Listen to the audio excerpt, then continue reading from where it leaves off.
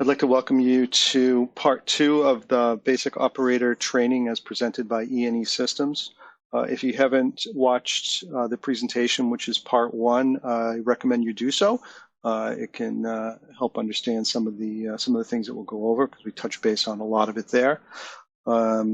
Today we'll be talking about WebStation, where we'll be going over logging in, navigation, drilling down the side menu, some of the shortcuts. We'll talk about changing and forcing values from the graphics. We'll go over schedules in the holiday calendar, as well as alarm management, the event viewer, and logging in charts. And then after that, we'll take some time to go over Workstation, and we'll look at the user management portion of Workstation, where you can add and remove users. We'll take a look at the backup and restore of database. And then we'll also take a look at the help file, and we'll see how that works.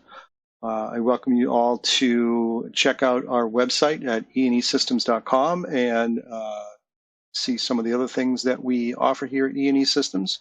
If you click on the comprehensive training tab here, it will bring you to our training site, where some of our where you can see some of the things that we offer here at E&E Systems for training. All right, we'll get started in a moment.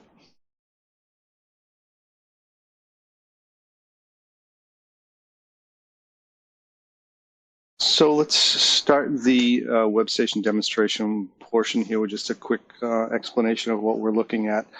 This is a typical web browser. We're using Firefox here. You can use whatever web browser you're comfortable with. I find Firefox to work quite well. We look at the top at the address bar, and on this particular one, because I'm actually I'm running right off of an enterprise server, we're going to see this address of localhost and then the port 8080. This will all depend on your site. You'll have an engineer or a technician that'll guide you as to what the proper address is to get to your server. They should probably set up that shortcut for you. Then down here we have the username and password, which is pretty self-explanatory. And then, of course, this domain, which we get asked a lot of questions on as to whether or not you need the domain or what the domain is. Typically on the domain, you're only going to see that on a managed network. So your network administrator or your IT manager would give you that domain name and set you up. If you're using Windows Active Directory or single sign-on, you'll typically have a domain that you'll use, and that'll allow you to use the same username and password that you would log onto your computer with to log into StruxureWare. So in this case, we have no domain. This is just a straight connection here. So all we need to do is type in the username. So in this case, the browser's remembered my user name, and then I'll type in the password, and we'll get going. One other thing is this screen that pops up. This is, you can just ignore this. This pops up on the demo only. This won't pop up on a regular system. So we'll just go ahead and choose OK here, and we should log into the system. So we'll point out real quick up here at the top, we have this banner that comes up telling me that I'm running a demo license and it's going to expire in July. You should not see this on a fully licensed site. You won't get this banner. You'll just log right into the system. Whereas I'm using a demo license for this for the demo here, and that's going to pop up. So we'll just go ahead and close that and get rid of that and get the screen back to normal. So we talked about this here is your workspace over here. We talked about that a little bit in the other video. So this is where all your graphics will populate in here as we click through some of these buttons on this navigation pane. So in here in the navigation pane, we've included buttons to navigate to some of the major equipment, the floors. You can see we've got buttons here to get to the alarm screen, the event viewer, schedules, trends, those types of things. And we'll get into details on all of these a little bit later on. You'll see, and sometimes this will appear in a banner up here on some systems, but for the most part, you should see it here in this navigation pane, where we have our nice E&E logo, and then over here we have our outdoor air temperature, our outdoor air humidity, and then the time and date on the server. Right? If we look here, this main navigation pane is telling us that that's the screen we're on. We're on the main navigation panel right now. As we move through the system, you'll see this change with certain screens. Of course, the back button, and then what's been called the hamburger button here. And if we click on that, this will open up the navigation tree or the system tree here on the left. And in here, on a typical system, you'll see shortcuts to get to different parts of the system, like alarms, events, the main navigation panel. I don't know if you want to get back to the main navigation panel directly from another panel. There's another alarm view that we've included in here for the demonstration. And then we have a folder to navigate to some pre-made searches. And we'll get into the details on all of these a little bit later on. Down here, if we open this up, this shortcut here will open up the views to some panels that can open up. One of them is this watch window, which will open up down here, where you can drag points into this watch window and you can actually just view 1 or 2 points. We can close that from here. We can open the events panel from here, the event screen from here. And if you grab the top of these screens, you can drag them up. And then there's another one here to bring the alarm panel up. And if we click on that, we can get rid of the events. So you can actually leave this up while you navigate through. All right, so we'll close that for now. You can include some favorites. You can put favorite. Add a favorite panel in here. So say you've got a particular graphic that you want to save as a favorite graphic, so you can navigate directly to it without having to drill down through some of these other buttons. You can certainly do that. And then we have this dashboards panel, and we'll touch on that briefly, I think, at the end, perhaps. We don't do a lot with the dashboards, but what they are a customizable graphic or a graphic panel that you can add points to.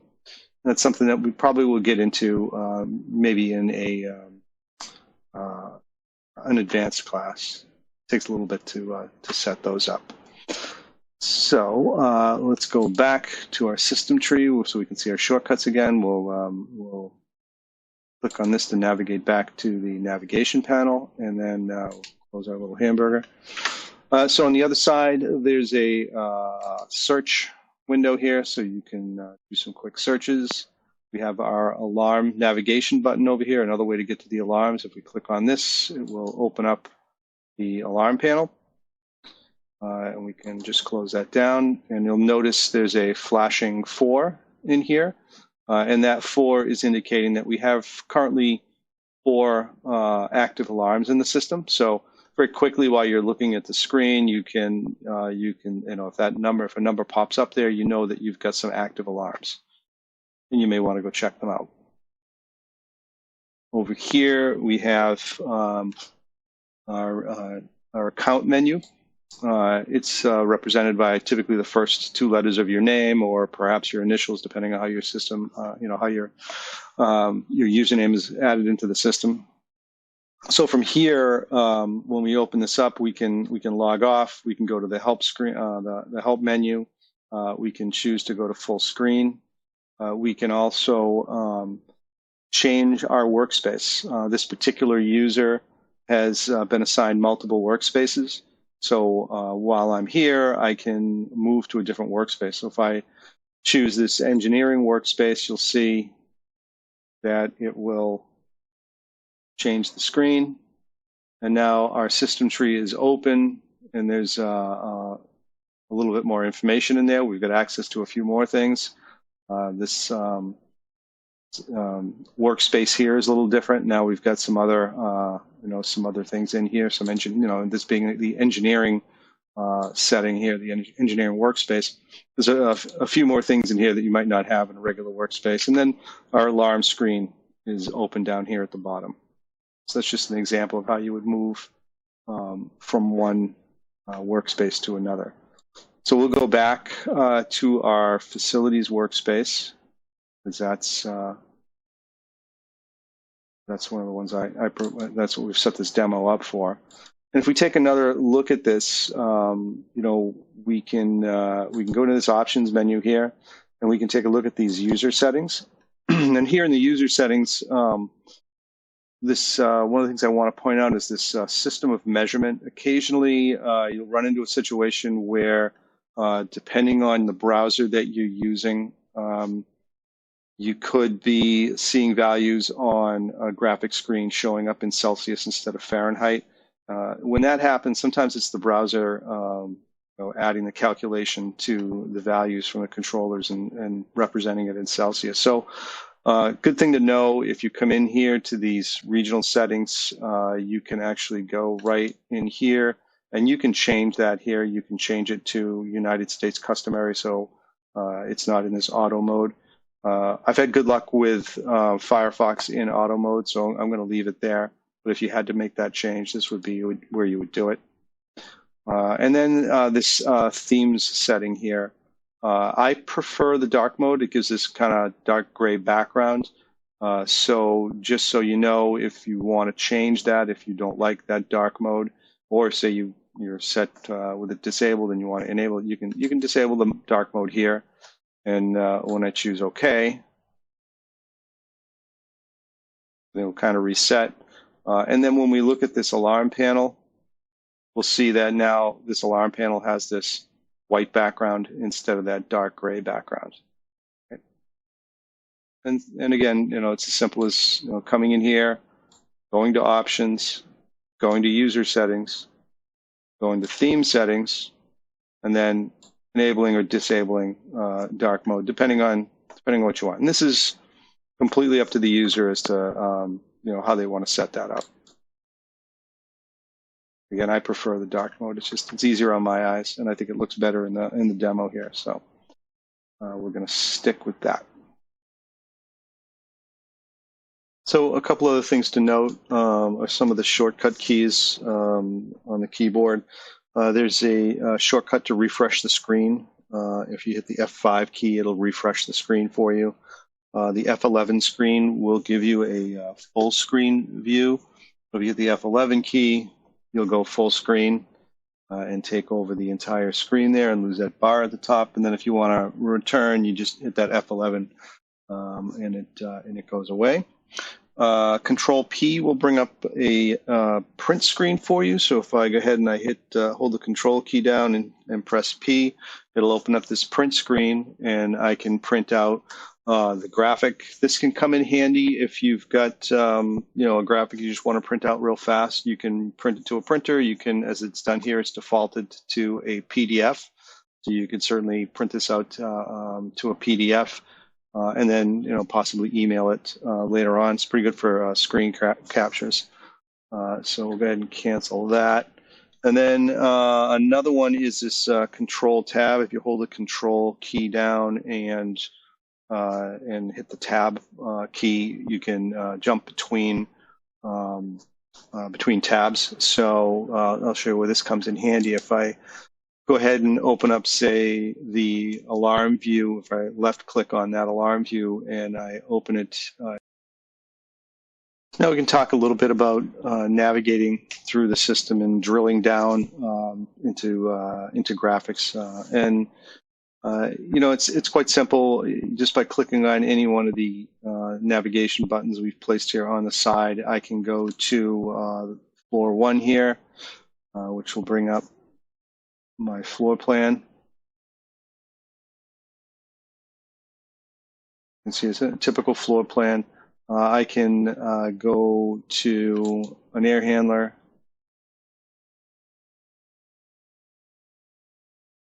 Maybe the hot water screen. So it's as simple as just clicking on the button and navigating to that particular graphic.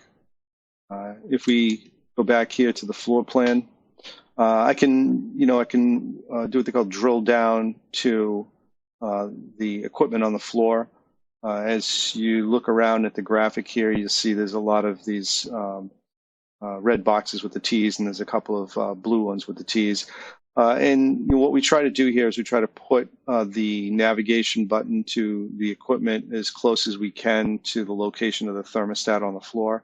It's not always going to be perfectly accurate. As you can see, these floor plans can get pretty crowded pretty quickly, so we try to place them as accurately as we can, but still make the graphic, something that you can look at and locate things. So one of the things we also do is we put this, this box here on the side as a guide to what the different colors mean. So a blue one is a VAV box, a red is a fan-powered box. Makes it a little easier to identify what the equipment is. In some buildings you'll have more than just two. You could have several in here, and it just makes it a little bit easier to locate those things. So one of the things that you can do too with these floor plans, sometimes your floor plans can be kind of big. It might be a little hard to see some of the details here, but we can, if we hold down the control key and we use our mouse wheel, we can zoom in on a particular area and we can get a much clearer view of how many offices there are here, or maybe what these numbers are. You'll also notice next to the T, you'll see a number next to the T, and this is typically the zone temperature associated with that thermostat. And this zoom key is nice to have. Again, I'm holding down the control key and using the mouse wheel to move in and out. And then we talked about those scalable vector graphics, and you can see that there's no pixelation there. It's actually a pretty clear picture. It's and easy to read, and we'll show you that again on another screen too, where we have a little bit more equipment. So we talked about drilling down. So by that I mean we're going to drill a little bit further down into the system. So here we've gone from that main panel down to this floor plan, and now we're going to go right into a fan-powered box.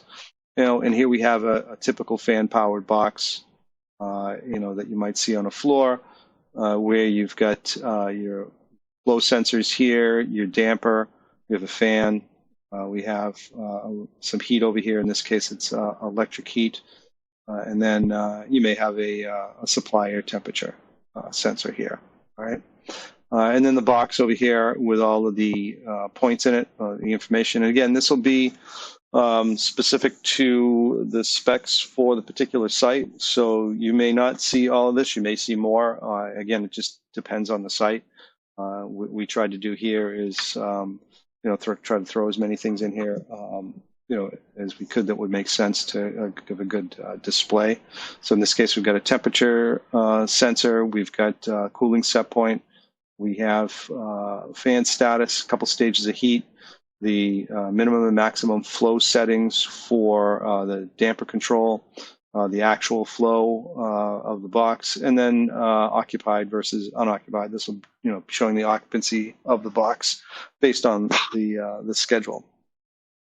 So, one of the things I wanted to show you while we're here is, changing a set point. From this location is actually quite simple.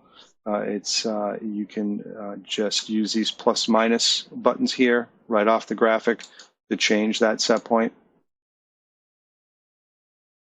That's probably the simplest way to do it. If you prefer to, just punch a number in off the keyboard, you can come here by clicking on the point itself. It'll open up this edit properties box. And from here, if I highlight this, I can type in a new set point off the keyboard. In this case, we'll make it 76, or I can choose to use the plus minus buttons again to change that. So I'm going to leave this at 76. I want to change this set point above the space temperature so I can force this heat on over here. And we'll go ahead and choose that. So you can see the heat's now come on, and we've got some nice red glowing heat fins here. So that's probably the simplest way to make the set point change. I think, myself, I like right off the graphic. It's nice and easy. Pretty simple. You don't need to open up that properties box if you don't want to. So now we'll talk about forcing values. So from the graphics screen here, you can force values so long as your access level is high enough and the point is set up to allow values to be forced, whether it be an on or an off or an analog value into it. You can actually do that from the graphic. I will point out, though, you should never use this as a replacement for your lockout, tagout procedures on your site. If you have people working on the equipment, we highly recommend that you follow lockout, tagout procedures before folks start working on anything. So, now that the safety message is done, I'll show you how to do this. So if I go ahead and come over here to this value and I right click on that and open up this box here, I can left click on this properties and that'll open up the properties box. So the first thing you're going to notice here is under this heat stage 1, we're going to see this true. And the question that comes up a lot is, why does it say true here and on here? What we do is we set the graphic up to represent something that makes more sense for the output. The controller always sees these as true, false, or 1, 0. That doesn't always interpret well on a graphic screen. So we, inside the graphics package, we actually make that change. And that could be an open, close, it could be, pretty much anything. In this case, it's on or off. So just so you know, the relationship here is, true is on and false will equal off. So if we want to force this value, we simply come over here to where it says force. Click on that force, and you'll notice it's turned orange. We're still showing true over here, so I want to change that to false. So if I come over here to this button and I click this, you'll see it's changed to false just by doing this, right? So I've changed it to false. I've got force here. So if I choose OK, we should see this value here change from on to off. There we go. And as we talked about in the other video, that it's outlined in yellow, indicating that we have a forced value here. Okay. We'll do this one as well. I right click on the value. I left click on the properties box. I choose force. I change it from true to false, and then I choose OK. So one of the things I'd like to point out here too is that these forced values are permanent forced values. They will remain that way until someone releases them. And it is easy enough to see on the graphic here that the value is forced. But if we go back to that floor plan, it's really difficult to identify which one of these now has that forced value in it. I mean, I know because I've done this demonstration a number of times, so I know which one I choose to use when we do this demonstration. But a month, 6 months from now, you may forget which one of these. There's a lot of them out there. You may even forget what floor it is. So it's important to try to remember to document these types of things so that you remember where to go to release them. But one of the other things that we've done with the system here is we've created some standard searches. So we have a tool that we've put in place here to allow us to go out and find that. And if we open up this search folder here, we'll see that we have a search created for forced values. So I can go in and I can search the entire system for forced values. So what this has done is it's gone out there and it's searched the entire database for forced values. And now, depending on the size of your site, this search could take a little bit of time. This particular demo was not that big, so it's relatively quick. But if you have a fairly large site, it could take a little bit of time. So one of the nice things about this is that I can release those values right from here by just checking the box, and I can release those two forced values from here. Thing to notice here is that as soon as I made those changes, this orange save box popped up. It's good to remember to choose that before you leave the page. If you forget to do it, what will happen is if I go back to this main navigation panel here, this box is going to pop up and say, hey, do you want to save the changes? And that's just its way of reminding you that, hey, you changed something. Are you sure you want to make that change? I like this because sometimes if you get to a point where you've made a change and then you're really not sure and you kind of want to just let it go back to where it was, you could choose no. You know, if I choose no here, it's not going to save that change. So if I go back to that search, that forced value search, and bring that up, you see they're still forced. All right. But in this case, we're gonna go ahead and check those. We're gonna save it. And then we're going to go back to the main navigation pane, and we'll drill down to that VAV box again, or fan-powered box. And we'll see that our heat's back on, and we don't have the yellow outline here anymore. We've released those. All right. So another nifty little search that's in here is the cooling set points. So you can go out and you can do a search for all the cooling set points. Now there's significantly more cooling set points in this demo than there were overridden points, so it takes a little bit of time for it to come up.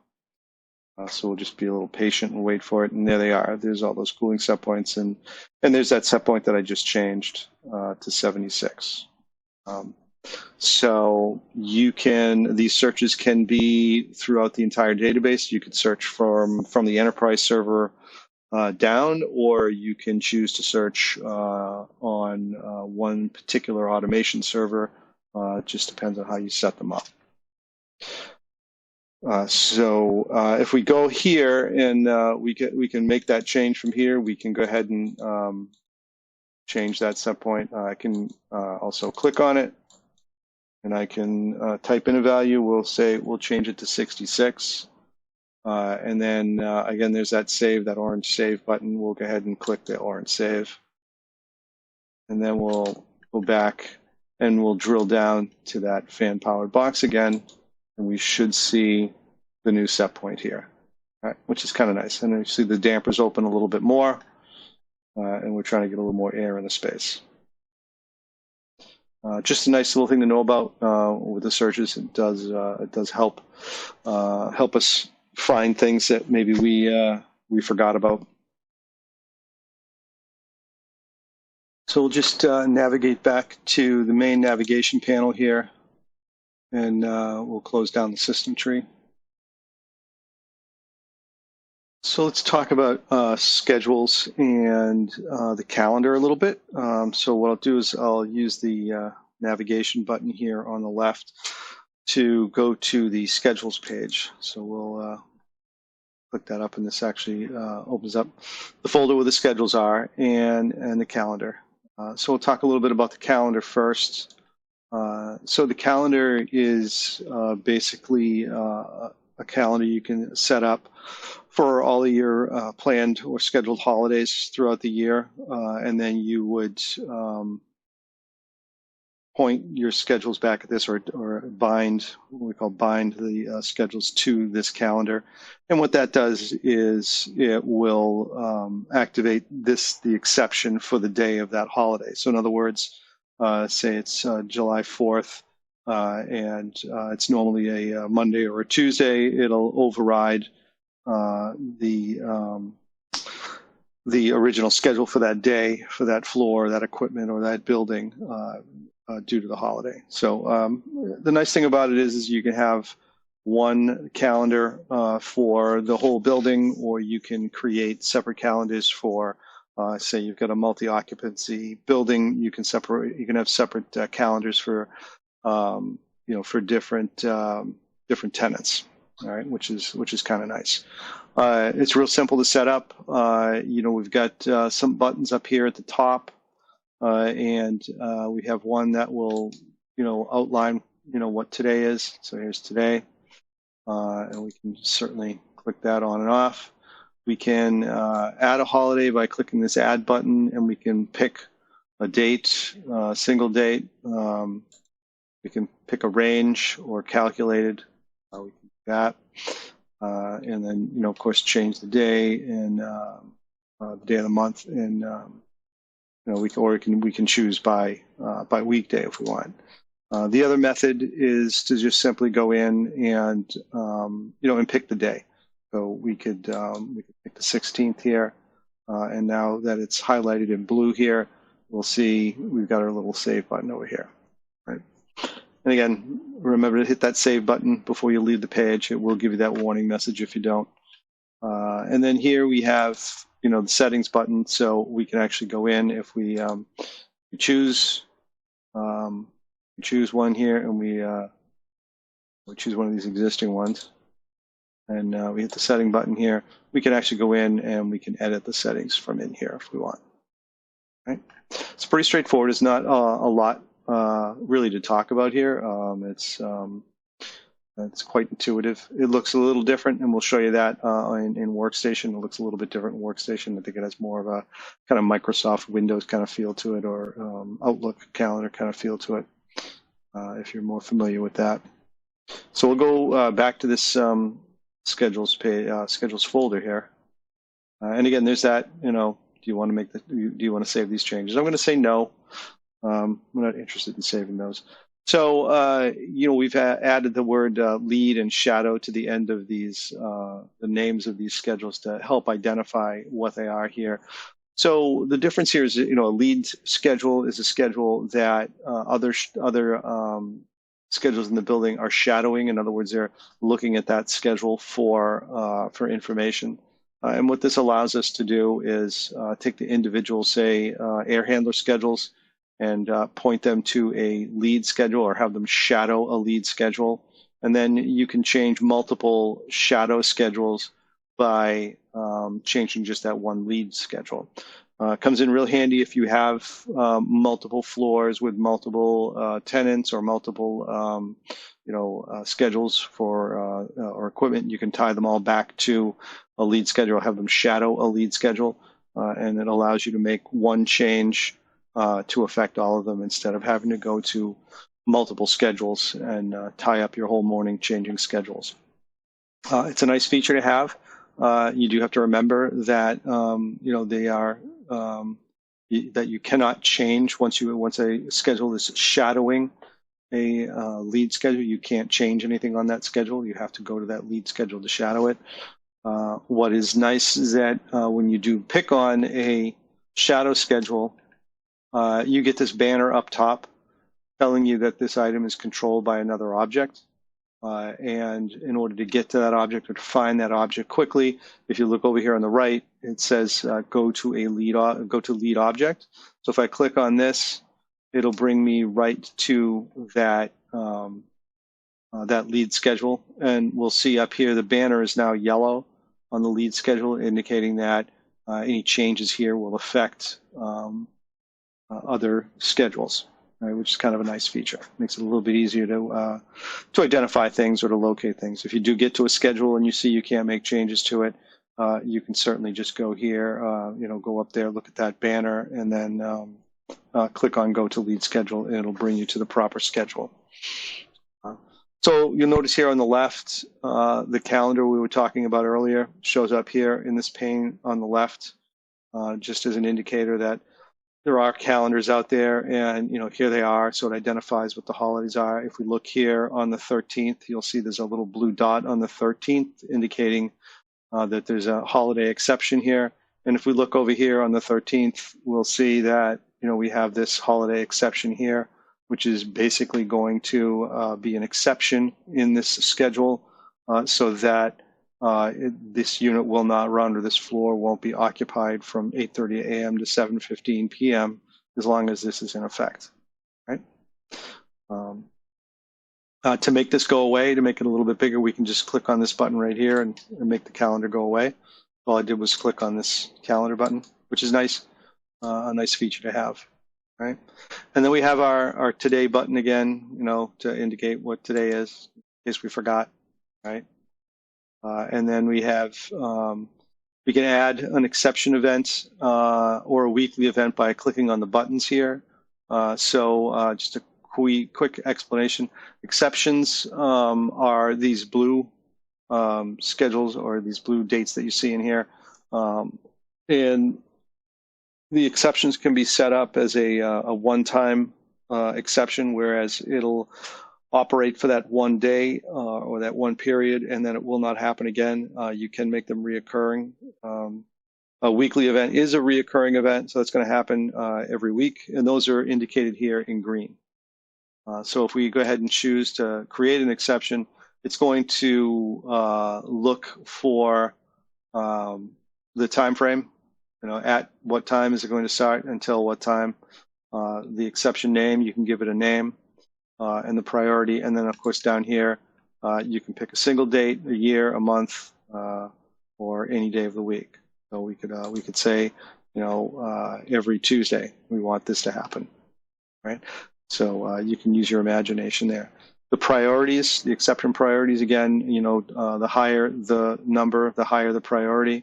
If you've got an exception that you want to override, say, your holiday calendar, you can put an exception in and override that holiday calendar, as long as that exception priority is higher than the holiday exception. We can choose to add a weekly event here, and here you can pick the days of the week that you want it to happen on. You can pick an all-day event, or you can pick to make it happen between a certain time period. And then, of course, we choose OK and then save. We'll make that change. So you can add it this way. So the other method to add a schedule is simply drag and drop the schedule on here. So as you see this toggle right here, I can drag an exception when it's showing blue here. When I switch it to green, I can drag a weekly event. So if I want, I can come over here, and instead of going through the button here and doing it manually, I can just do this. I can just drag it in here and create it that way. I can do the same with the exception. I can just drag that. And then we have that. So if I choose to save this, right, there they are. I've created them. I can certainly go in and edit them after the fact by clicking on them. You'll notice that when I'm over here on these days that have gone past, today's the 15th, on these days that we've gone past, it's not going to allow me to make those changes on days that have gone past here. So make them moving forward. So if we go take a peek at the shadow schedule, we should see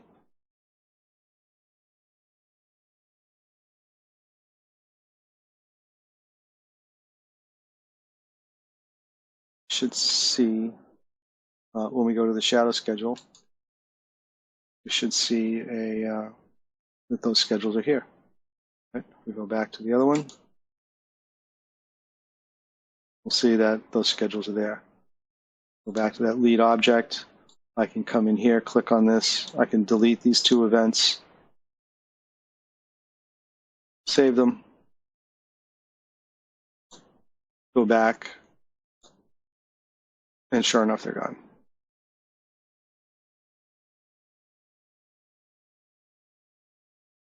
And that's pretty much it with the schedules. There's not a lot to really say with them. That's a pretty intuitive screen that they've given you to make these changes on the schedules.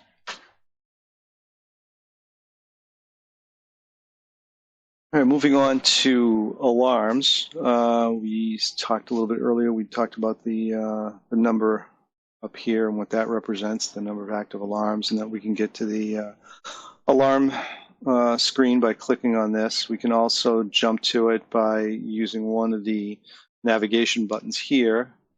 As you can see, we've included a second navigation button here. It says Ops Center Alarms. And what this one is we've created a screen with an alarm screen with a filter in it that is filtering out all but certain alarms. So if we go back to the main alarm screen here, we can see that we have these colors and numbers up and down the side here. So if we look, there's numbers down here, 44, 45, 53, 54. And we've done this to demonstrate that the priority levels for the alarms can be pretty much anything you want. I believe the high priority default from the factory is, I think, 100 for most alarms. And that's a user selectable thing. When we set up the system, you can pick what you want that to be. The number can be pretty high. I actually don't know where it ends. It's quite high. So in this particular example, what we've done here is we've created our high priority alarms, our priority 85, and our, not high priority alarms, but our average everyday alarms, our priority 80. And what this does is it helps identify to the user, what the importance of the alarm is. And when we talk about filters, we can set up filters for the alarm pages that you can activate by pulling down these standard filters here or saved filters. And the standard filter is not filtering out any alarms, whereas this operations center alarms, when we click on that, it's going to filter out everything except for the priority 85 alarms. So as you can see, the rest of the screen is blank. The only thing we see are these 285 alarms. And the reason why you might do that is, if you have, say, a screen set up for your overnight or security, or you've got a group of folks that are only interested in those alarms, you can set this screen up so that their access level only allows them to see these screens. And, it'll help in the ease of identifying these alarms when they come in. Again, these are all things that can be set up later on in the system. For the most part, you're going to see a standard, standard filter like this where all the alarms are there. And then you'll notice the different colors. So from factory settings, and again, these colors are all adjustable. They can be changed, and you can pick your own color schemes, if you will. You'll notice we've got red, yellow, and green here. So factory settings are: red is alarm, yellow is acknowledged, and you can tell by this checkbox, this check mark here, acknowledged but still in alarm, and green is returned from alarm, but it has not been acknowledged yet. So if you acknowledge an alarm that is still in alarm, it will show up with this checkbox, this check mark next to it, and it will turn yellow. And if an alarm never is not acknowledged, it's returned to normal, it'll just turn green, and it will remain in the screen until someone acknowledges it. So it's a good indicator for you to tell you that, yeah, this has come into alarm. No one's looked at it, but it's returned on its own. So some of the other features we can look at in the alarms here, if we click on the alarm, it'll open up this properties page over here. And what we can see when we look at this properties page is we can see the priority level here. We can see clearly the alarm name, the alarm count. This alarm count is indicating how many times this alarm has come in, the timestamp when the alarm came in last, and this triggered timestamp, which is the first time it's come in. So I like to look at this and see, what the distance is between these two stamps and what this count is. If we have a really, really high count and a short time span here between these two, then we may have a problem with a sensor, or it might be a critical issue going on. You don't really want to see a lot of high counts on your alarms. What that tends to lead to is alarm fatigue, and when we have alarm fatigue, people start ignoring alarms. So if you see that you're getting high counts on your alarms, it's a good idea to start investigating them and find out what's going on with that equipment and try to get that, get whatever it is fixed. So as we look around here too, we'll see we have an acknowledge button down here on the bottom, a comment section, a notes, and an assign. And if we look at some of these other alarms here that are flashing, and this is another option that can be chosen, is this flashing alarm indicator. And again, we chose these on our high priority alarms to help identify them a little bit more from all the other alarms. So as you can see, this alarm here that's priority 80 is not flashing, but these two 85s are flashing back and forth. They're just to catch your eye and let you know that there's a problem here. If we look at this alarm here and we look at some of these buttons down below, we have a comments button. If we go ahead and click on that, we can see that we can add a comment in here. So when the alarm comes in, you can add a comment to this alarm to outline perhaps something you saw or something you know about. It's important to note with these comments that they become a permanent record in the alarm. They cannot be erased. As you can see here, we entered this in here. This can't be erased or changed once this is in here, and that's kind of why it's put in the way it's put in, is to really point out the fact that if you make a mistake, it's there forever, or at least until the alarm itself is deleted. You can go in, delete the alarm, recreate it, and all these comments will go away. But it's not something I would recommend unless you really have an issue with what was written in there. So we can also add notes. We can add cause notes or action notes to an alarm, and by clicking on these, we can see what some of them were. So we had a cause note here. We had a user error. We had a sensor failure. We had an actuator failure. On the action notes, what happened. I called the central plant. I called the central plant technician. You can add comments and notes in here. So what these are predefined notes in the system that are attached to these alarms. And in order to, you would set these up ahead of time. And in order to add them, you would click on this. And it would give you checkboxes based on the predetermined list that's been created in the system. You can pretty much custom make these and add these into the system as you see fit. And if you needed to add more, you can always add more later on. And it's a nice feature to have. You don't have to type everything out. You just simply have to, click on the checkbox here. And we're going to say that this time it was a software issue, and we'll choose OK. And then we'll see that is now, it's now in here. It's under the chill water supply high temp group, and it was a software issue program disabled. And the other thing that it does is it also records who it was that put that note in there. Same thing on the action notes. Again, predetermined lists that's been created in the system. You can simply check off, we went and physically inspected the chiller, choose OK, and there it is. It's in there. And, and again, it gives us timestamp too as to the time of the day that this was done.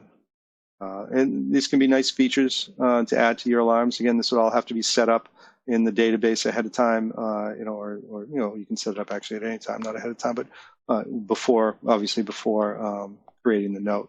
If you do this on an alarm that hasn't been, in a system that hasn't had these notes created, you're not going to get these fields. You won't be able to do it. So we'll have to be added in.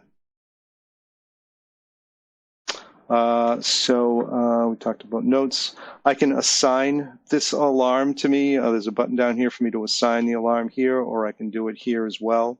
Also to note here with the acknowledge, you can acknowledge from here. You can also right-click on the alarm and acknowledge, and these buttons are also available there too. So if we assign an alarm to the operator, so when I assign to me, it's going to assign it to the user that's logged in. So if I assign this alarm to me, You'll see that I've accepted this, and that's my username is here. And then also right here, you'll see there's an indicator on this alarm that I've assigned it to me. So the reasons why you do that is if it's an alarm that you've looked at and you're going to be digging into, you could assign the alarm to yourself to let other users know that you're looking into it. You know, they don't need to look into it. Or if they have a question, they can call you. Right?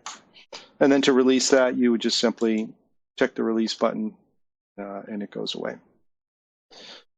This particular alarm is has a checklist attached to it. So if I attempt to acknowledge this either by right-clicking and choosing acknowledge here, or by choosing acknowledge here, this checklist will show up. If I want to just see the checklist, I can click on this and it will bring the checklist up this way as well. And what you can do here is you can predetermine a list of things you want an operator to do before they're allowed to acknowledge this alarm. So what's happening here is that I can't acknowledge this alarm until I've checked off all these boxes. So, right.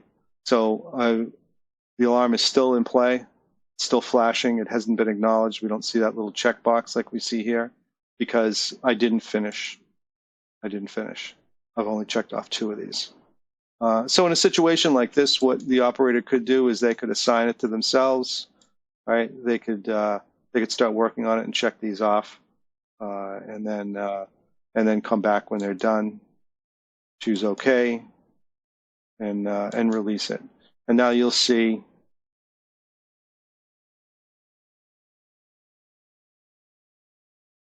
Now you'll see that the alarm will acknowledge.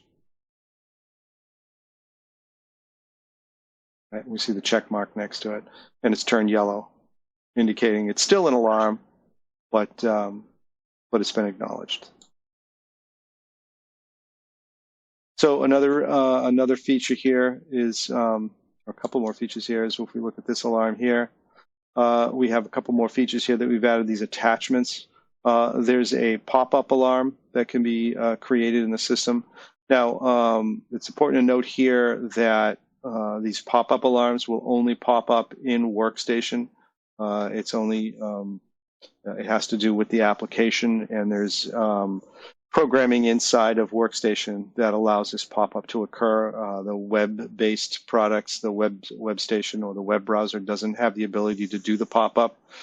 So even though there is a pop-up here, it will not pop up in this screen. It'll only pop up in Workstation.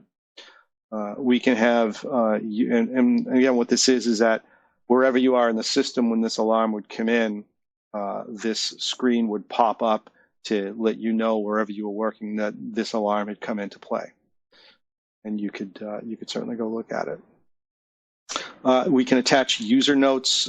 So this is a text file that would remain in the database. It is not editable from WebStation. You can only edit this in Workstation. So from here you can view it, but you are not allowed to edit, add to it, delete anything from it. But if you had certain notes, certain information you wanted to pass on, you wanted to be available in that alarm, this is a place where you could do that. And then we have this navigate to a graphic. So you can attach this alarm or attach a graphic to this alarm so that when the alarm came in, if you wanted to gain access directly to a graphic associated with that alarm, you could certainly attach that graphic, and then by clicking on this, it will bring us right to that hot water system graphic and bring us to the equipment you've identified as that alarm coming from, or that you want that alarm associated with. That's a nice feature to add to the system. It can quicken things up for troubleshooting and help folks understand where these alarms are coming from, especially for some of your more critical equipment. We go back to that alarm screen.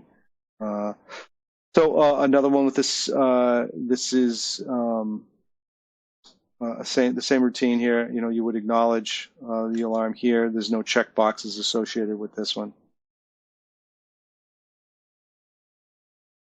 So another thing to point out while we're here on the alarm page are these numbers here.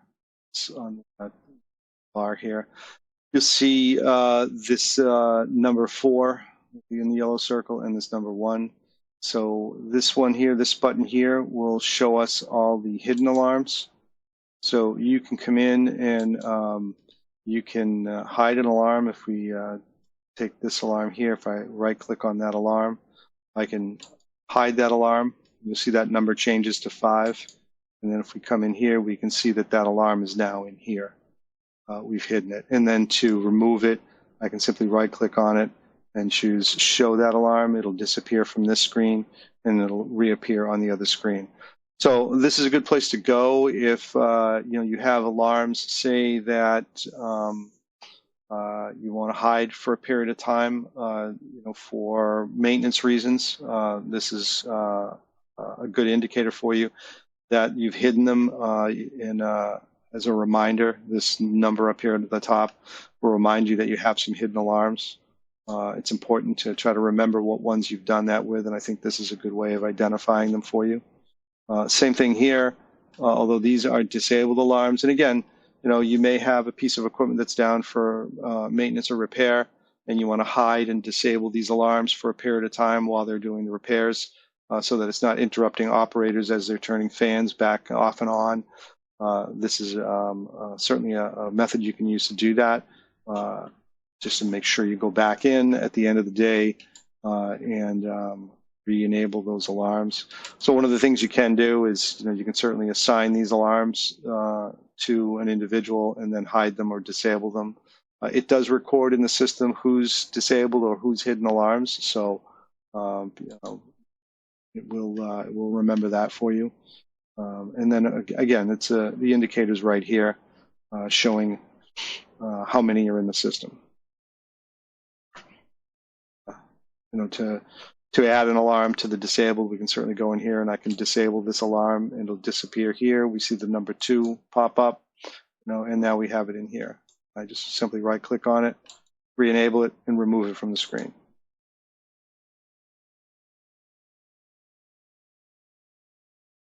So we talked briefly about this filter here that we've created, and we can we can toggle back between those simply by choosing this. In this case, we've also made a shortcut to get directly to this screen and be on that screen directly. This is the filter menu here. We can open up this filter menu, and in this case, we've also added a filter for priority. So we can filter by priority. And to do that, you would come in here and you would look at these fields and you would choose from the available fields what you want to show in the screen here. So at this time, we've added all these categories here, all these fields here to the screen. So I can filter by any one of these if I want. And by, to add or remove these, I simply click on one or click on the checkbox and then move it using these arrows. I can move it back and forth using these arrows. So you can set up your alarm screen simply by choosing this, or set up the fields simply by choosing those. And then you can come over here and you can choose how you want to sort. So in this point, we've grabbed priority, we've moved priority over here, and we're now sorting by priority so that we can get all our higher priority alarms at the top of the screen, if that's what you feel, how you feel you want to set up your screen.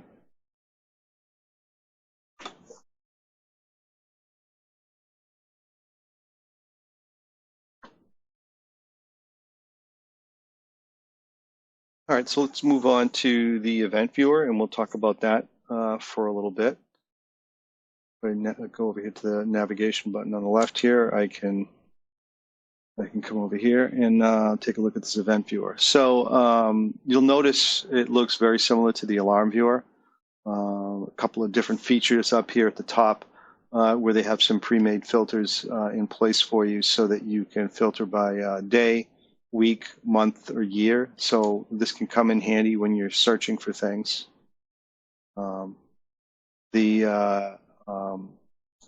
The filters are same as the alarm page. Again, you can select your fields the same way, and then sort, based on those fields.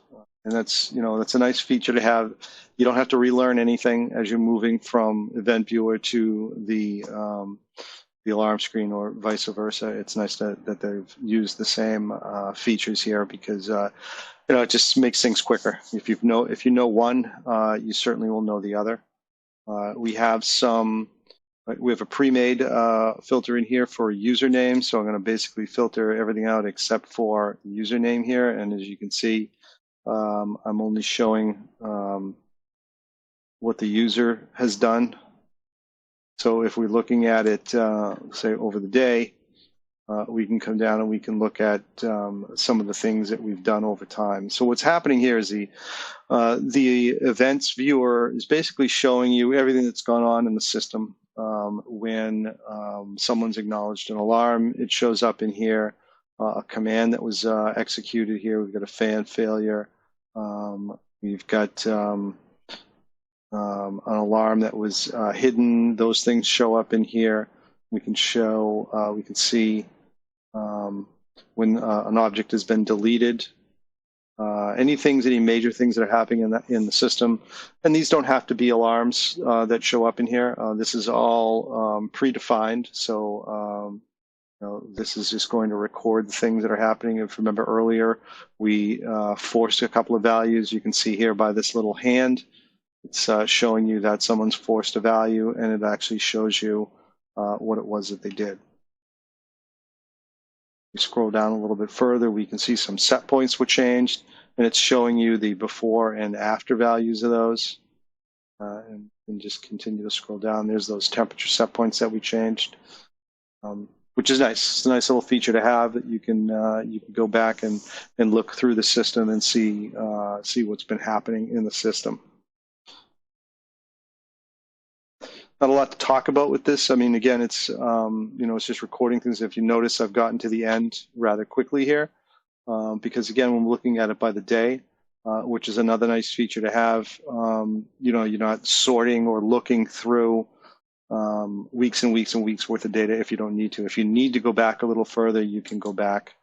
And again, they've done a nice job of pre-making these filters for you. So take a look at the trends and some logging and charts. So we have some pre-made trends in here, and we can simply click on this trend chart, and it will open up the trend chart for us. And as you notice, as I move around with my mouse, it follows me. We can see the date and time change, or at least the time change over here. And then the temperature. So if this were a live site, you would certainly see some deviation here, whereas this is a demo. It's kind of a static value, so it's not really moving at all on us. I can manipulate the screen a little bit here by left-clicking on the screen and dragging it around so I can kind of center it more if I want. We also have a zoom feature here. So if I click on the zoom feature, I can take and just kind of rubber band, hold the left mouse button down and just drag a rectangle around it, and I'll zoom in to that space there. I can zoom back out, and you can see we've got some changes here, and this is probably from me starting and stopping the database. You'll see these big spikes in here. Some similar things you'll see here. You'll see our day, our week, our monthly, and our yearly filters already built in. We can go to a specific date if we want. We can also choose to look at this as a list, as a trend list, and by clicking on that, I can now look at this as a list instead of a chart. And I can see the values based on the time and the timestamp of the sample taken. This timestamp represents the time that this sample was taken. And that would be predetermined when the trend is made as to how often those samples would be taken. If you remember, we talked in the first video, we talked about how many samples to save inside an automation server or a field device, and we typically recommend about 500 samples. And then the extended trend log would then pick up from there and hold on to the remaining data or the historical data. The other interesting feature with this, when we look at it as a list, is it adds this button here for us, this export to Excel. So I can, by clicking on this, I can choose to export this to an Excel chart or Excel file, which is kind of nice. You can choose to do what you want with that afterwards. I don't know if you're familiar with Excel or not, but it's pretty powerful for making charts and graphs and things, and you can represent your trend data in a lot of different ways in Excel, and it also makes it easier to share it with other folks. We go back to that trend, we can take a look at, this is a list that was already created. And again, there's that button again up here. And as you can see, we've got several of them. Here's an extended trend log here, and you can see that the value hasn't changed. It's been sitting down here, false. But let's take a look at, we'll drill down to that. We'll go back to our fan-powered box. We'll drill down to that, and we'll take a look at a trend value here. So if we take a look, if I right-click on this value here, I can go in here and I can create a trend. I can view a trend chart. I can open a list, and I can look at the trend logs menu. All right. So some of these have been created ahead of time. If I come in here, I can certainly open this chart that was existing, and again, that same look. We have all the same features here, but I'm looking at a temperature on a device that I've that I'm looking that I'm interested in. I don't have to go searching through a folder. I can go right here to the device to look at it. If we go back and we drill back down, we can also look at the trend list, and there's a trend list. You notice we have a couple of missed samples here from this would have probably been from when this this demo was started, when it wasn't running, and then it was restarted. And we can certainly save this or export it to an Excel file as well here.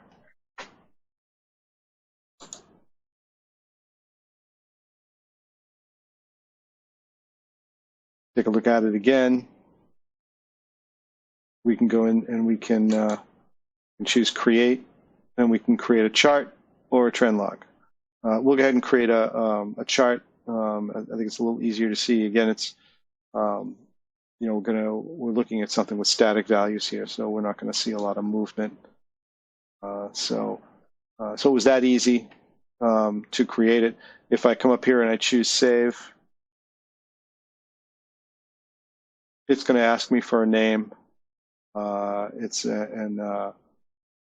Once I've given it a name, it'll start recording, and then I can go back and look at it later on.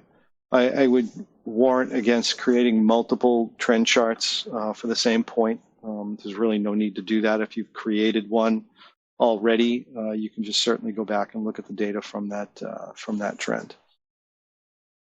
So we're going to cancel that.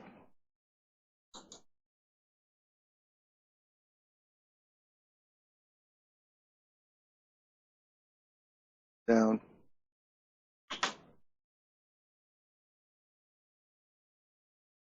And if we right-click on this again and we go to view the trend logs menu here, we can see here are all the different ones that have been created.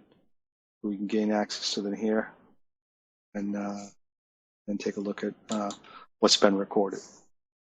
Again, I'd warrant against multiple trends. There should be no need for that. One trend should do it per point. All right, that sums up everything for WebStation. So we'll be logging off of WebStation, and then we'll starting in with Workstation after this.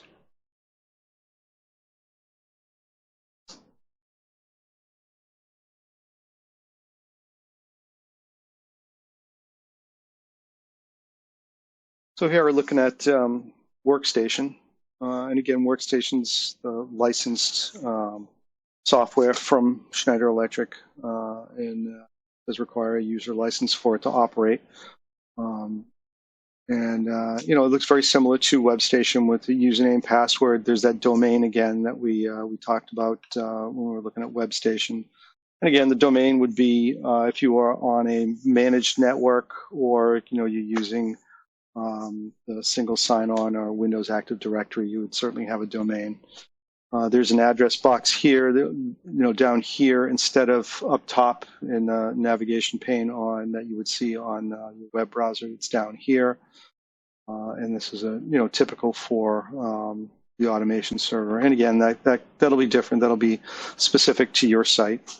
And then, here we have this use non-secure communication. But we're going to use that here. You may use a secure communication depending on, again, this is under your network rules. You may need to use a secure communication to get to your, the database. And then, again, there's that Windows, log in as. I could log in as how I am signed on to this computer. We're not going to use that. And then remember me on this computer. You can certainly check this box, and it'll remember your username and make it a little easy for you to log in the next time. So same thing, we're going to go and just use that same user and password, and that should get us in. And then we see that box pop up again that we'll just confirm that and make that go away. Again, that's only going to be visible here on this demo.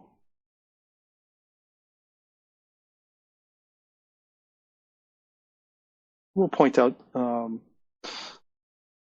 some of the differences at different locations for some of the buttons and things here. And again, we get this. You're running a demo license thing, so we'll hide that. All right, and we have that search is over here. Still, we have my user here. I can click on this. I can log off. I can change the measurement in the system, similar to what we did on the other. I can save this workspace layout or reset it. I can change my password from here. Some of the things that have moved around on us. When we want to go look at the different workspaces, we have to come over here to view and go over here to workspaces, and there are those workspaces over here now. They're no longer underneath here. And then you've got a whole bunch of other menus here that we won't get into too many details on this. This would be more of kind of the advanced class to get into some of these things here. The navigation's the same. We have our tree over here, but now you can see the shortcuts actually look like they're in a folder. The searches look like they're in a folder. I can certainly open that folder up, and we can see all of that. All of those searches, and they're similar. They look similar. If we go back to that forced values search, we can see they come up and they look a little different. When I click on them here, and I open up that properties box, we can see, there it is here. One of the features I like to point out when we do this, when we look at these searches, is if I go back to that search menu, and we look at the searches we have this cooling set point search. And the neat thing about this cooling set point search, now we looked at it briefly in the other, when we were looking at WebStation, and you can certainly make those changes one at a time in WebStation. But one of the features, and as this loads up, that we have here in Workstation is I can, by clicking on one and holding down the Shift key, I can highlight a group. And then when I come over here, I can change that group by typing in a new value here. And if you notice, all of them have changed. And when I choose to save it, it'll start to download all those controllers. And it should eventually change them all to the value that I chose. All right, so that's a nice little feature with that. And then we can get back to our system tree here. And we'll get back to our navigation pane.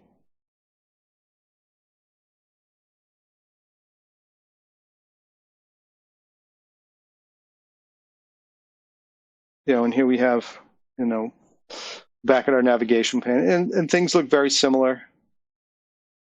We can drill down to the VAV box here. It's all very similar. When we take a look at the hot water screen, and we can the same features. I can zoom in, and again, we don't see that pixelation. We still, we see good clean values.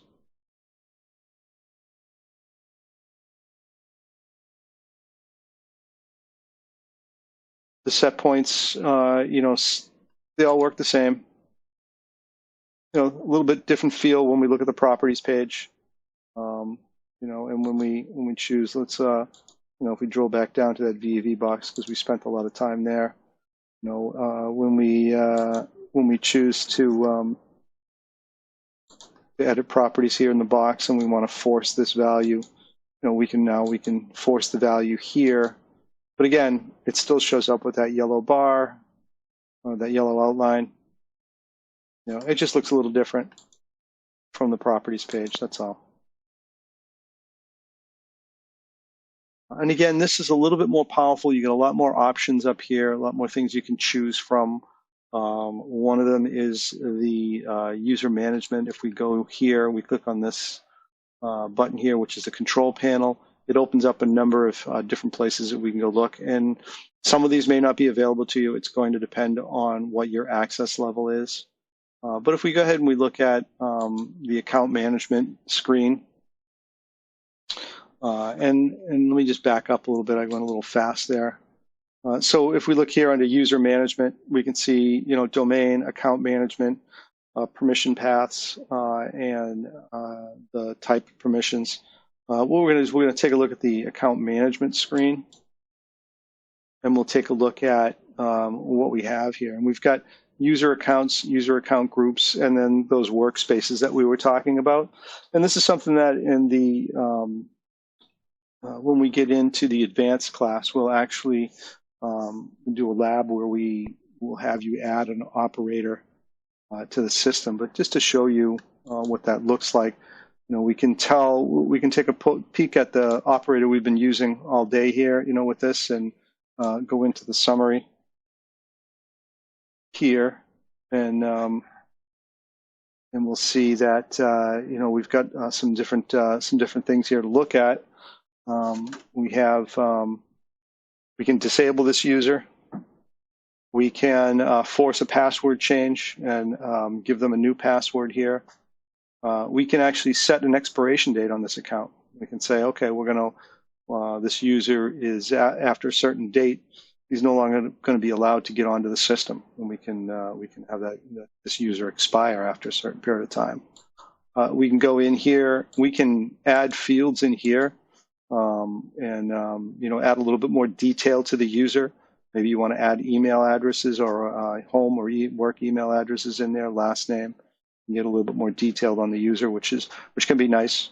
If you want to reach out to someone or you want to include them in, say, an email alarm list, you can just go right here to look at what email they have. We can change what groups they're part of. This one here right now is part of administrators and facilities users.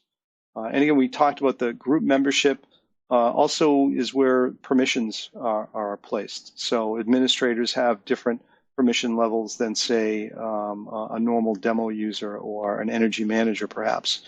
So we can move them in and out of those groups from here simply by, if I wanted to make them part of this demo user group, I would simply highlight them and then use this arrow here to add them.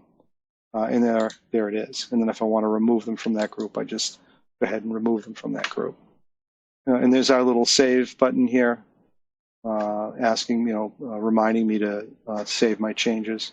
We're not going to save the changes because we really didn't make any.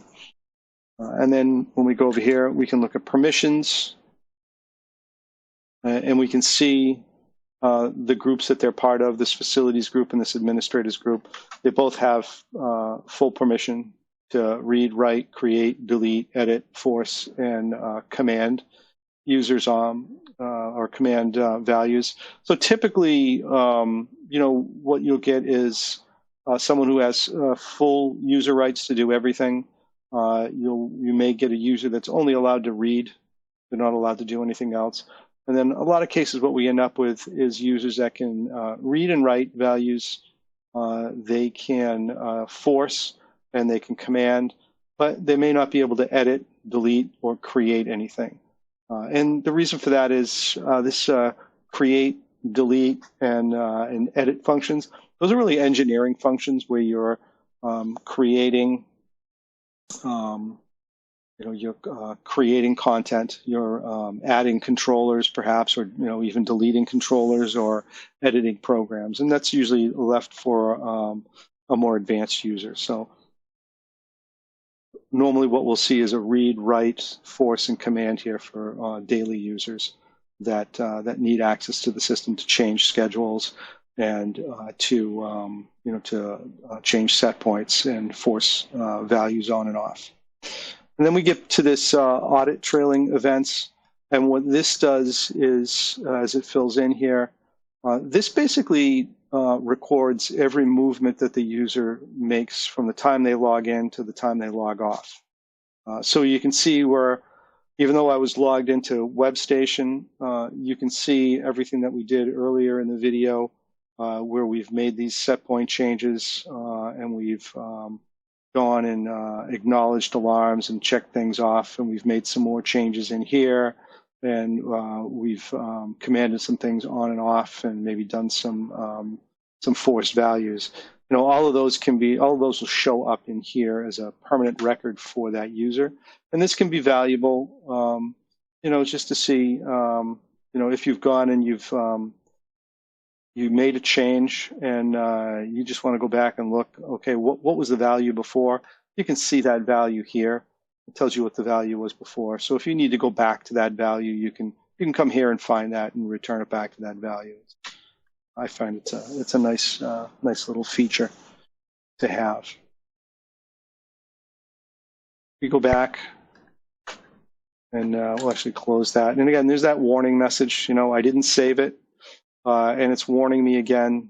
Do you want to save these changes? And in this case, I'm not gonna do that. I'm just gonna say no, and we'll let that go away. Okay. And we'll go back to that account management page, and we'll take a look at some of the groups here. So we're part of this facilities group, all right? And we'll take a look at the summary on the facilities group. And again, we have those tabs up top again here, and here's our permissions. So I can enable and disable those permissions for that group here. And by doing this and by setting the permissions up in the group here, it allows me to change multiple users at the same time. I don't have to change I don't have to put my permissions on individual users. You certainly can do that, but by doing it by group, it just makes it a little bit more efficient. And then that when a user is part of a group, that group has these permission levels. You don't have permission levels set individually all over the place. You can have 3 to 4 set groups with different permission levels instead of each user having their own permission levels. It can get a little confusing that way. This way, it's nice and clean, and you can control the system a little bit better. And then we get into this the group membership. So I can pull the users in and out of these groups so I can see who's part of this group. Right now, only these 2 users are part of this group. And I can add users or remove users from this group by using the screen up here. And then we can take a look at the workspaces and what workspaces are associated with this group. And this one here, it's the facilities and the training. and then we can get into the policies.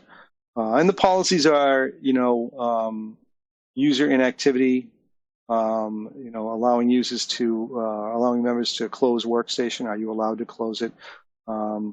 Log users' actions into the group members. So this is the audit trailing. You can actually turn that off and on.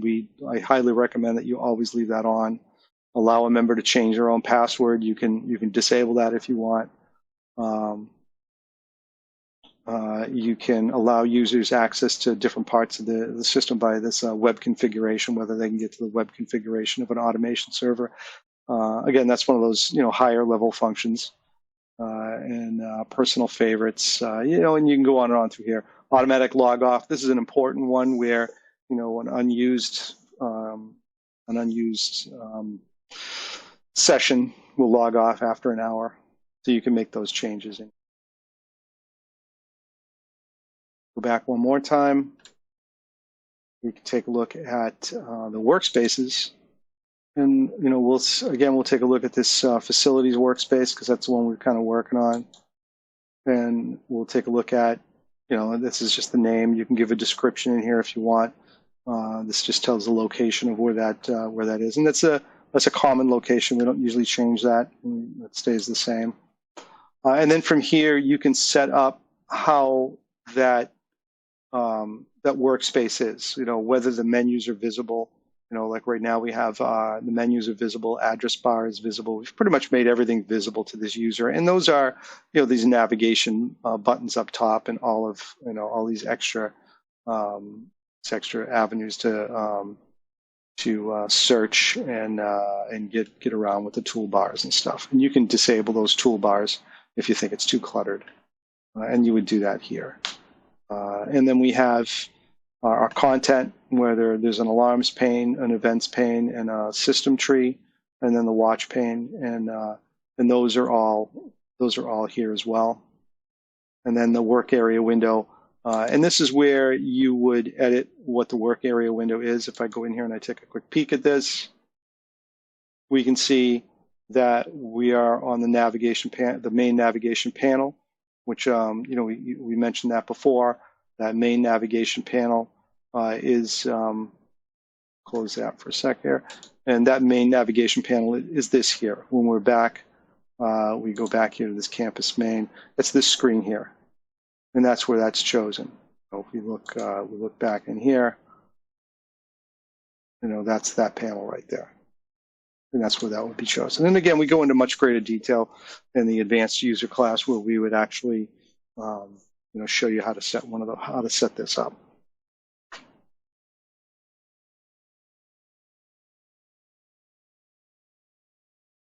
So some of the other things that are in here, just some of the other configuration properties that are in here, the security communications, and some of the other stuff. We won't go into that. Again, a lot of these are higher level things that you may or may not need access to, and some of them we don't even get into in the advanced class, because they're more of a system installation, part of the installation process. One of the things that we will talk about, though, is the backup and archiving, just to show you where that happens. And over here we have our backup rules. And this basically is where you would set the schedule for the default backup or the weekly backup. In this case, we have both a default backup that is basically a factory setting, and then we have over here a weekly backup with a schedule attached to it, so that each week you can automatically have a backup taken, right? And this is just where you choose whether you're going to choose all data or just a configuration. I typically recommend all data when you're doing backups like this, because that way you're backing up your trend data as well, and you never know when you might need that.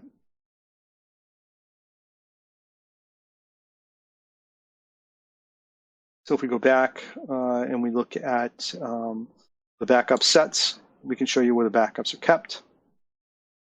So there's two archives here. There's a local archive, which would be where your enterprise server backups would go. And as you can see, we've got a couple of them in here.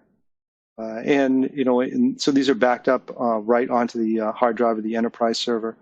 And if we want to get these off and onto, say, a flash drive or somewhere else in the system, maybe you want to move it to your desktop for use later on, you can simply right-click on this and go Save To, and then you can save this backup. You can rename it, and you can save it where you want. If you want to send it to a flash drive, you just simply navigate to that flash drive and drop it right in there.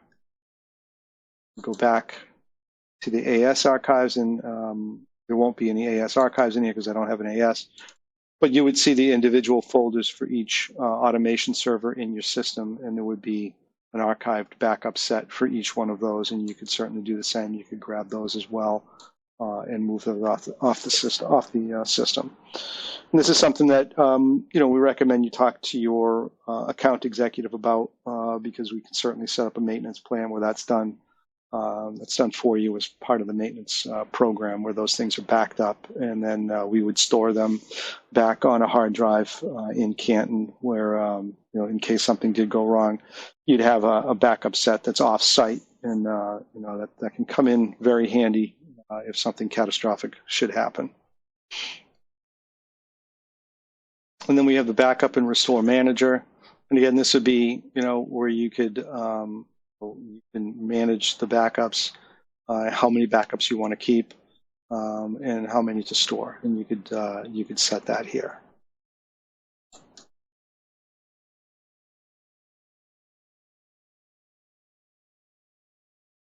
That concludes the backup portion.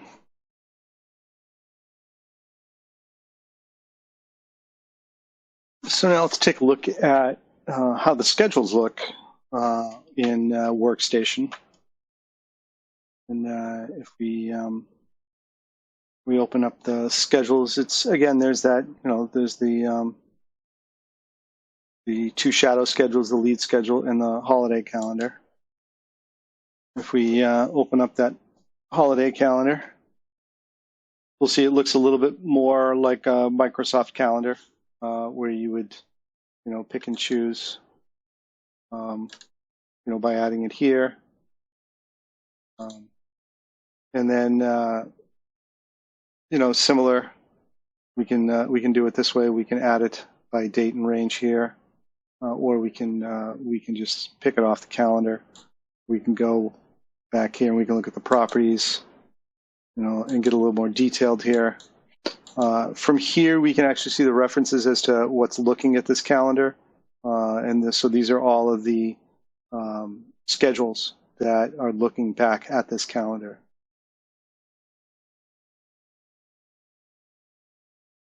So we go back here, we can take a look at this lead schedule. We'll see, again, there's our calendar over here. We can choose to see the weekly events, or we can choose the all scheduled events here. For all scheduled events, we're seeing the calendar here. We're seeing the calendar schedule here, the exception here, and here we're just looking at our weekly schedule. It's important to take a look at that so that you know what's going on. This can be very deceiving. It may look like it's supposed to be on and it's off, and it will be off because of this. You just don't see it. But another way to look at it is this advanced view, where we can actually open up the weekly and the exceptions, and we can see all of them here, and we can get a better idea of what's going on in the system by looking at the calendar this way. Yeah, so it's a little different look, a little different feel. It's pretty much the same. When you go to make these changes, you can certainly edit them by clicking on them, changing them. I find it a little harder to do to grab the bar here and drag them up and down, but it can be done. It's just a little bit harder to grab from here.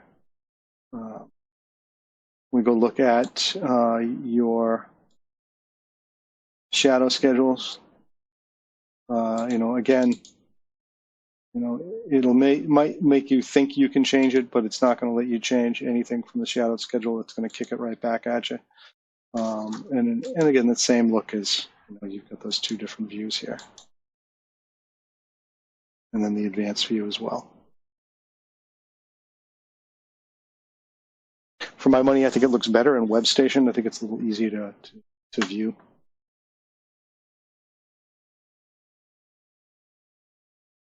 And here we have the properties page again, and we can look at the references, and we can go back, and we can see what's, what the schedule is, what's looking back at the schedule. So you can see these are all fan-powered boxes that are looking back at the schedule. If we go back and we go back to the schedules and we look at this lead schedule, and we go back to this properties page and we look at these references, we can see there's our two shadow schedules looking back, so we can see what shadow schedules are tied to it. And that'd be the way you'd look to see, what's tied to it. So another one of the things we talked about was the help file. And one of the ones I like to point out is, because sometimes this can be a little confusing. Sometimes you can forget, okay, how do I do this? How do I change this? Am I setting this up right? So from Workstation, if you hit the F1 key or hit this question mark here, if you're connected to the internet, it will bring you to the web page on schneiderelectric.com or se.com, and it'll bring you to the web page help for this screen. If you're not connected to the internet, it'll just open up the PDF file, and you'll have to go find this yourself.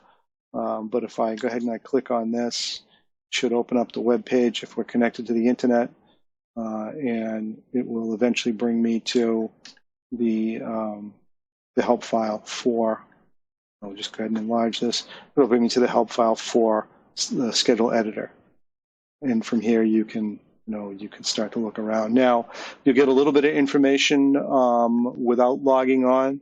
If you create a user and log on, and it's just an email address and a password. There's no obligation. There's no fees. Nothing like that.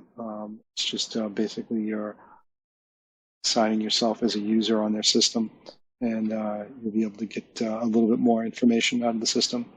Well worth doing, because it can come in very handy. All right, and that concludes the help session and schedules.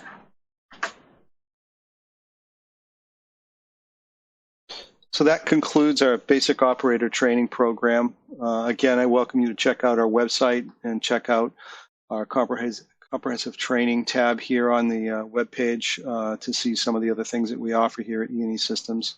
And I hope you all enjoyed the presentation. Thank you.